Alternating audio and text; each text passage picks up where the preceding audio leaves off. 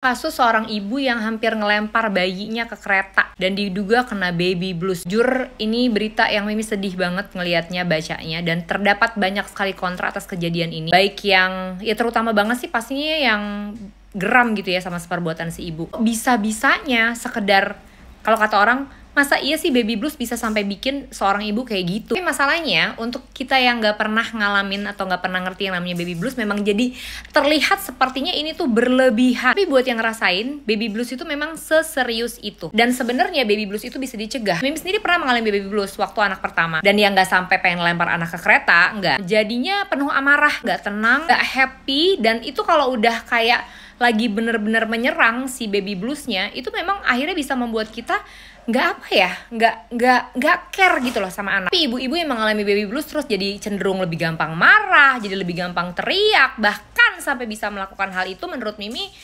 ada memang real case-case kayak begitu. Cuman yang perlu diketahui sebenarnya baby blues itu bisa dicegah ya. Kalau pasangan suami istri, nggak cuman si ibu, nggak cuman istrinya, tapi dalam hal ini dukungan si bapak, dukungan si suami juga didapatkan secara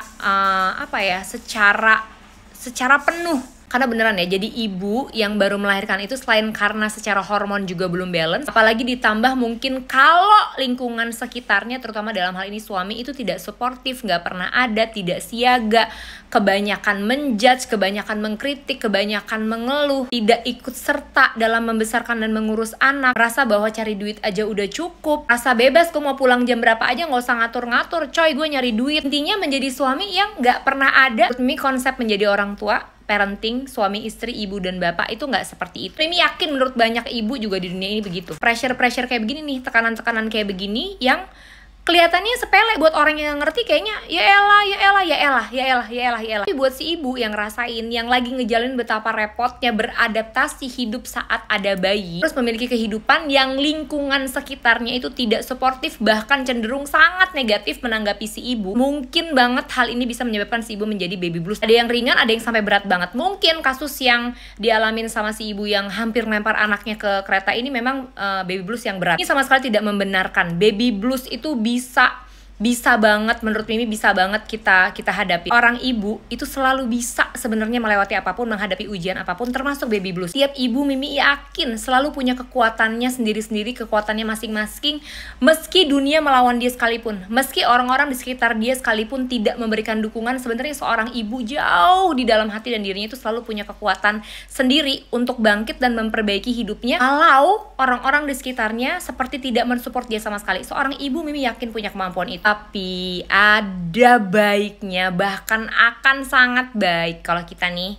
orang-orang yang ada di sekitar ibu yang baru melahirkan, tak aja nih si ibu ini nantinya mengalami baby blues, apalagi kita termasuk orang-orang yang terdekat, mohon dengan amat sangat, terutama dalam hal ini suami ya, ayah, mohon agar lebih suportif, lebih memperhatikan, lebih memberikan banyak waktu dan perhatian, lebih peduli, lebih ikut terlibat, lebih sering memuji, mensupport, mendukung, dan menjalankan proses parenting ini bersama-sama, menjalankan rumah tangga ini bersama-sama sebaik mungkin. Semua dilakukan pasti buat kebaikan anak, semua pasti dilakukan untuk kebaikan rumah tangga. Kalau udah kejadian salah-salahan tuh menurut Mimi nggak ada manfaatnya lagi. Tapi selama masih bisa kita cegah, kenapa kita nggak cegah? Baik kita ini sebagai orang-orang yang ada di sekitar ibu yang baru melahirkan, maupun kita nih ibunya, kita nih yang sebagai ibu yang baru melahirkannya. Memang kita sebagai ibu yang baru melahirkan juga harus menyadari bahwa kemungkinan kita kena baby blues itu ada banget. Jadi jangan denial, jangan misalnya ada orang di sekitar kita kayak, kok kamu emosian sih, kok kamu lebih begini, terus kita denial gitu loh. Jangan denial gitu loh sama omongan-omongan atau kritik-kritik membangun dari orang-orang sekitar yang kita tuh, enggak kok, gue gak gini, gue gak gitu. Memang perlu ada kesadaran juga dari kita yang bahwa, oh iya ya, apa mungkin gue mengalami baby blues. Ketika kita menyadari mungkin saja kita kena baby blues, sesungguhnya akan lebih mudah sebenarnya mengcounter emosi yang tidak terkontrol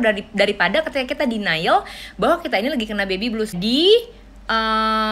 Melewati fase baby bluesnya ini dua arah, baik dari lingkungan sekitar terutama suami dan diri kitanya sendiri sebagai seorang ibu yang lagi menjalani proses itu gitu ya. Ini pokoknya doain yang terbaik untuk seluruh ibu di dunia ini yang lagi mengalami baby blues, kewalahan, gak ngerti harus mulai dari mana, gak ngerti kapan ini akan bisa istirahat, kapan akan berhentinya semua ini. Ini doain yang terbaik ya, temuin hal yang paling bahagia yang bisa kita rasain di dalam jiwa kita, rasa bahagia yang datangnya karena rasa syukur kali ya atas hidup ini. Menurut Mimi itu tuh secercah harapan sih untuk kita bisa menghadapi fase-fase kehidupan yang melelahkan dan bikin kita kewalahan. Kalau kita punya sumber kebahagiaan dari dalam diri kita sendiri, itu insya Allah akan lebih mudah buat kita ngelewatin fasenya. Karena fase itu pasti akan lewat kok. Anak-anak makin hari dia akan makin besar, akan pelan-pelan mulai lebih mandiri, mulai lebih bisa berpikir. Bahkan akan ada kalanya atau waktunya nanti kita yang merasa mulai kehilangan mereka karena mereka udah sibuk sama dunianya sendiri. Jadi pokoknya semangat terus untuk seluruh ibu di dunia ini. Baik itu untuk para ibu yang sudah mendapatkan dukungan terbaik dari orang-orang sekitar, terutama suami, maupun